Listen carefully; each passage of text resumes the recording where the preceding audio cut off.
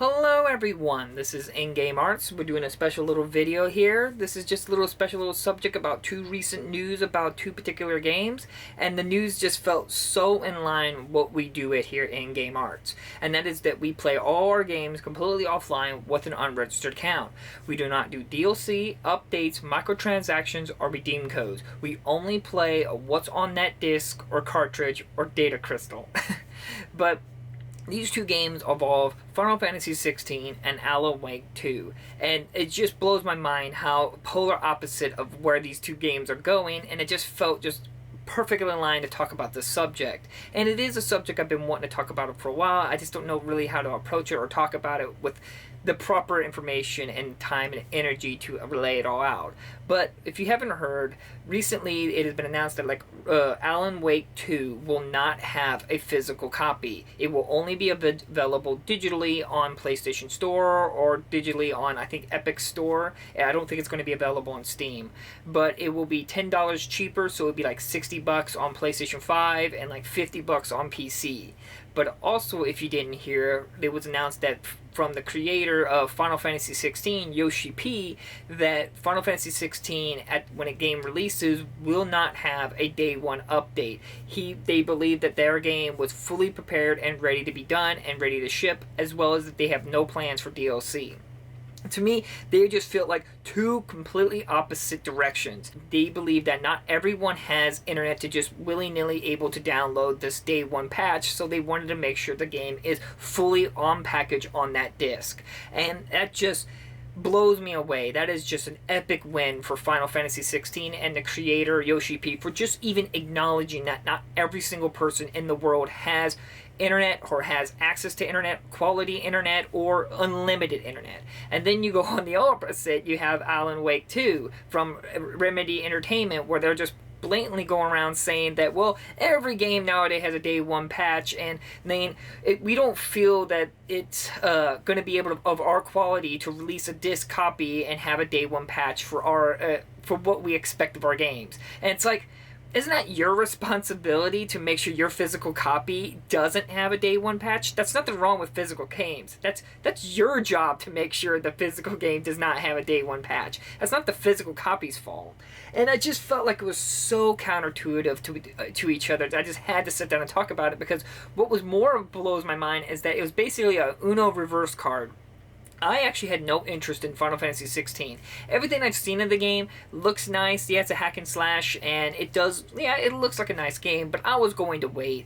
But after hearing about this, I'm definitely going to probably pick up Final Fantasy XVI Day 1 at $70 just to support that mindset of no internet. At first, I was going to pick up Alan Wake 2 simply because I loved the first one. The remaster they did recently has a lot of problems offline, but now I have absolutely no interest. That game doesn't exist to me, because as I said, if it isn't on disc or cartridge, no matter what that content is, no matter how quality that content is, it is irrelevant to me. It does not exist. So at the current time, at this making of this little Let's Talk Gaming moment, Alan Wake 2 doesn't exist as a game.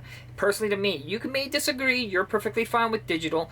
That's fine with me. I'm not telling you what you should do. I'm telling you what I do and what we do here at In-Game Arts. But please keep in mind, even though they do say there is no plans for a physical copy and they're trying to reduce it at the price, that doesn't mean that maybe down the road they won't have like a Game of the Year edition or a complete edition of Alan Wake 2. But the problem is that this is a test. And if Alan Wake 2 sells tremendously well without a physical copy, you're going to have EA, Activision, and among other of the AAA companies highly looking at this. I thought EA or Activision would have been the first companies to do a only digital AAA game, but for some reason Remedy Entertainment decided to take up that helm. And other companies are going to be watching this closely. And the problem is that we could get a physical copy down the road, but the game would probably need to be successful, it does really well, reviewed very well, and sells very well, that they're willing just to fork over the extra money just to make a physical copy. But if it does do well, that's a sign that a lot of these other companies are like, well, why don't we just make a digital copies of our games as well? But if the game does poorly, the odds of them probably porting it over a physical copy is going to be even lower, because they're going to be like, well, we didn't make enough money from the digital version. If they're already whining about having to print a disc, they're not going to fork over the money to print out discs unless they're desperate for money and trying now to grasp at any kind of straw to make money from Alan Wake 2. Regardless, they're not going to get no money from me. Even with the cheaper price, even if I got it at 50 bucks on Steam, it's not worth it to me. I am physical only, and that will only be how I'll ever get my games. I do not care for digital gaming. I will only really support indie games when it's like on Steam or something like that, and it's a game that really catches my eye, and generally I will contact the developers through an email or something like that, or the support page, or just something to let them know that I am supporting this game in hopes that you will produce a physical copy down the road for consoles, for whether PlayStation 4 or Switch. That's nothing against Xbox, but Xbox is not the greatest in terms of offline gaming. I've been wanting to do a video, but I need to buy an Xbox to do that test and explain everything. But regardless, I just thought it was very interesting. What was going to be a game I was going to get day one, which was Alan Wake 2, even if it was at $70, now I'm not going to get it no matter how cheap they get it. Even if they dropped it to $5, I'm still not going to get it because it's digital. Now, Final Fantasy 16, I was like, it's not really in my ballpark. I was going to maybe wait for the price drop down to maybe $30 to $40. Now I'm probably going to buy it day one, $70. And that's all it takes is just say, no updates, no DLC. We're releasing a done game. We care about offline gaming. We care about physical preservation.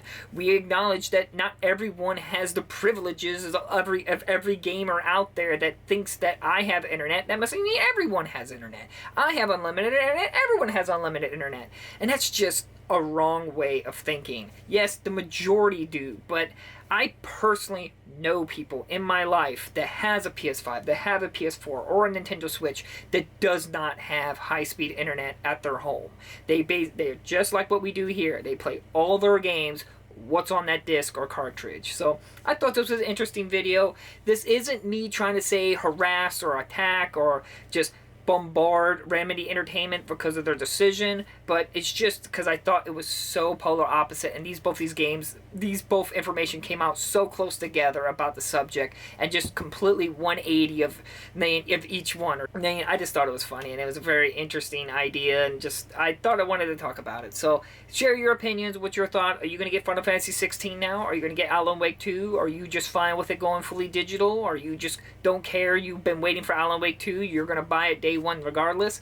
Hey, I'm not judging you. That's not me trying to belittle you, talk down to you. If that's what you like and that's what you love to do for gaming and you don't care, that's more power to you. Just here at In-Game Arts, as I said, we play all of our games completely offline with an unregistered account. We don't do DLC, we don't do updates, we don't do microtransactions or redeem codes. If it's not on that disc or cartridge or data crystal, then it doesn't exist. So thank you all for this little heads up video. I'm sorry if I might be a little tired. I just got off work and I just found out this information and I just had a laugh out of it, and that's how to make a video of it. So thank you all so much for watching. I hope you can enjoy my next unboxing videos and more content I have down the road, or maybe some more Let's Talk Gaming moments like this. But in anyway, thank you all for just hearing my little talk about this and just rambling off and with no script, no idea what I'm talking about, just going with it.